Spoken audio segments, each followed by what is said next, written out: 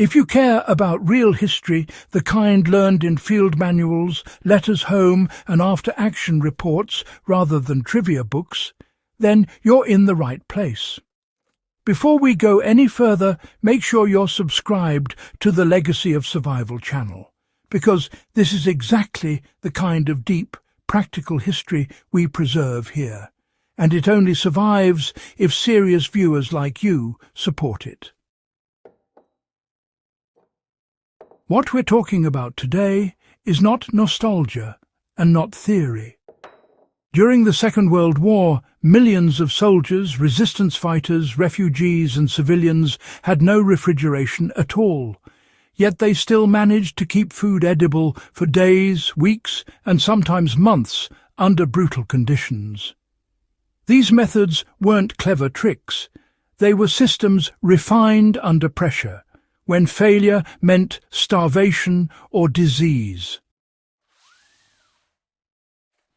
By the end of this video, you'll not only understand how they worked, but how you can still apply them today if modern systems fail.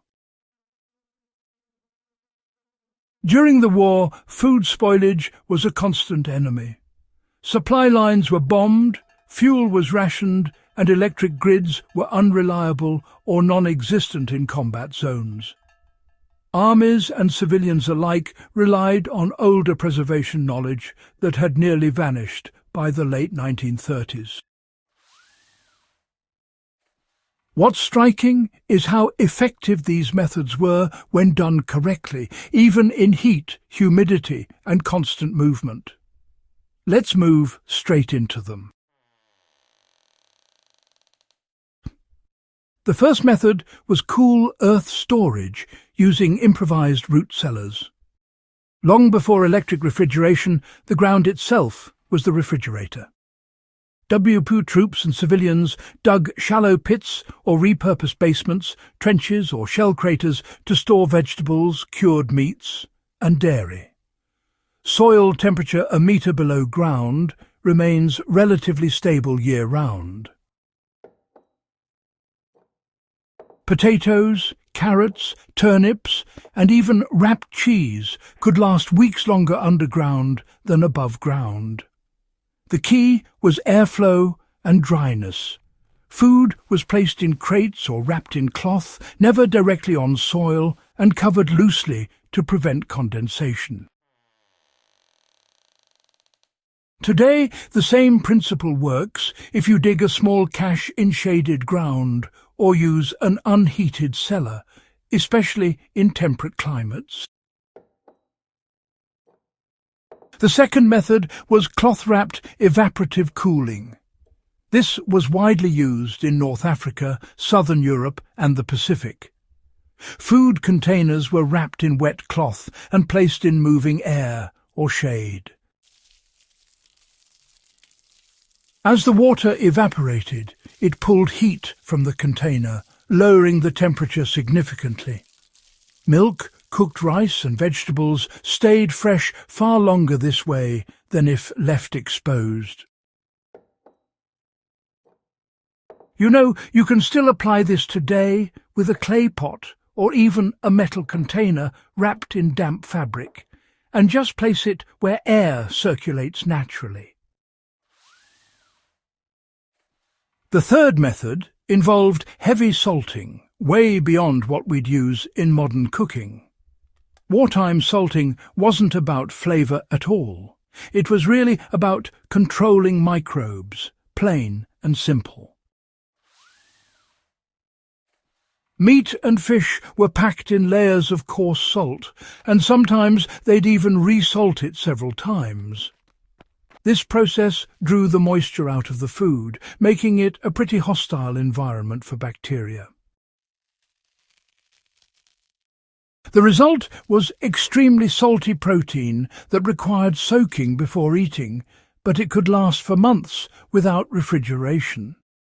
Resistance groups and partisans relied heavily on this technique.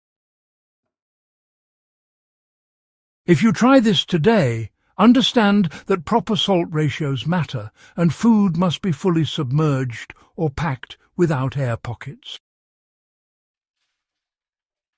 The fourth method was fat sealing, sometimes called confit storage. Cooked meat was submerged in rendered fat and allowed to cool, forming an airtight seal. Without oxygen, spoilage slowed dramatically. This method was used in Europe when jars were scarce, but animal fat was available. Duck, pork, and even fish were preserved this way. Stored in a cool place, the food remained edible for weeks or longer. The same principle applies today, using clarified butter or rendered fat in sterilized containers. The fifth method relied on smoke, not just for flavor, but, for preservation as well. Smoking food introduces antimicrobial compounds while also drying the surface. WWII smokehouses were often improvised from oil drums, ruined buildings or trenches. Meat and fish were smoked slowly, sometimes over several days, then stored in cloth sacks in dry air.